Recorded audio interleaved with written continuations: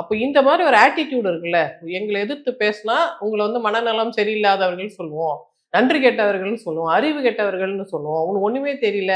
குரங்கு கையில பூமாலைய குடுத்தா மாதிரின்னு எழுதுறாங்க. யாரு குரங்கு இங்க?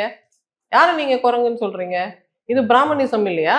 பிராமணர்கள் முதல்ல கல்விக்கு மத்தவங்க வரும்போது என்ன சொன்னாங்க? இவங்களுக்கெல்லாம் படிப்பே வராது. இவங்களுக்கு எதுக்கு கல்விய குடுத்தீங்க? இவங்களுக்கு எதுக்கு அதிகாரம் குடுத்தீங்க? இவங்கலாம் அத பாழாக்கிடுவாங்க. இவங்களுக்கு அதோட அருமையே தெரியாது. அப்படித்தானே சொன்னாங்க. இப்போ திமுக சார்ந்த வாடகை வாய்கள் என்ன இத தானே பேசுது. நீங்க என்ன சனாதனத்த பத்தி பேசுறீங்க? நீங்களும் சனாதனி தானே? நீங்களும் தான் ஃபேஷிசம் பேசுறீங்க. நீங்களும் தான் சுப்ரீமசி பேசுறீங்க. நீங்களும் தான் எங்களுக்கு மட்டும் தாங்க தெரியும். வேற யாருக்குமே தெரியாதுங்கன்னு சொல்றீங்க.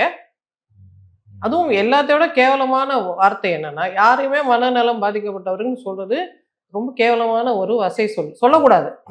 உண்மையிலே மனநலம் பாதிக்கப்பட்டவங்கள கூட நீங்க இப்படி சொல்லக்கூடாது. உங்க அரசியல் கட்சி தலைவர் தான் சொன்னாரு. அவங்க டிஃபரென்ட்லி ஏபிள்டு பீப்பிள் என்னன்னு சொன்னாரு அவரு?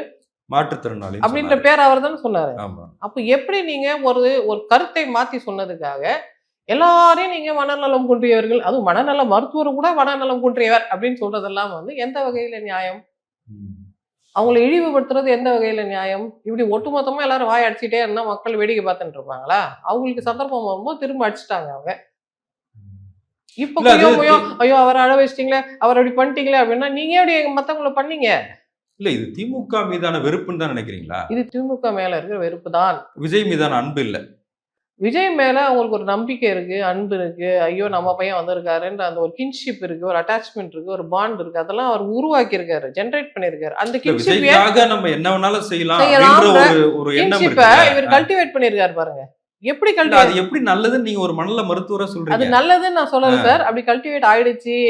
அது யாருக்காகவும் ஆகியிருக்கும். உதயநிதி கூட அது ஆயிருக்கும். ஏன் உதயநிதி அத செய்யவே இல்ல? விஜய்க்கு துடிக்கிற இவ்வளவு மக்கள், உதயநிதி நடிகர் தானே?